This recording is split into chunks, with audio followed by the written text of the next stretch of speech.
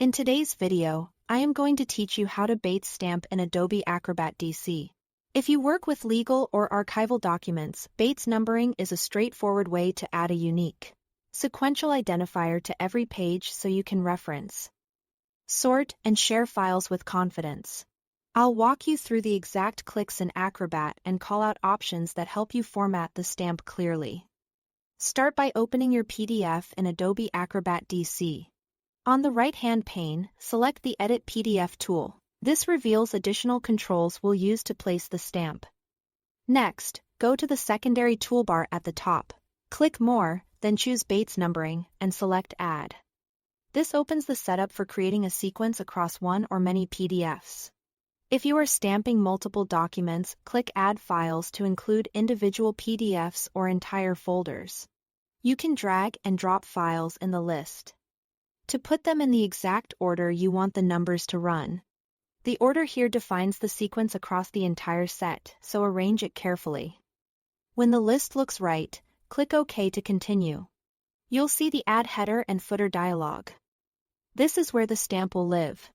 Click into one of the 6 placement boxes: top left, top center, top right, bottom left, bottom center, or bottom right. A common choice is the right footer because it usually stays clear of body text and existing page numbers. With your placement box active, click Insert Bates Number. This inserts a placeholder field. Acrobat will handle incrementing the numbers automatically. Now configure the sequence so it's consistent and readable. Set the number of digits 6 to 8 is typical to keep all numbers the same width with leading zeros. Consistent padding helps pages sort correctly in folders and e-discovery platforms. Choose a start number that matches your production needs. You can also add a prefix or suffix, such as a matter code or a dash, to make each stamp self-explanatory, like a BC 120, 3 or 123 DEF. Adjust the font, size, and margins as needed, so the stamp doesn't overlap important content or sit too close to the edge. Use the preview to confirm position and formatting. Scroll through a few pages to make sure everything lines up, especially if your documents have different margins or orientations.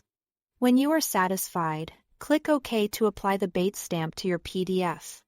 Acrobat will number every page in sequence, and if you added multiple files, the numbering will continue across them in the order you set. That's it.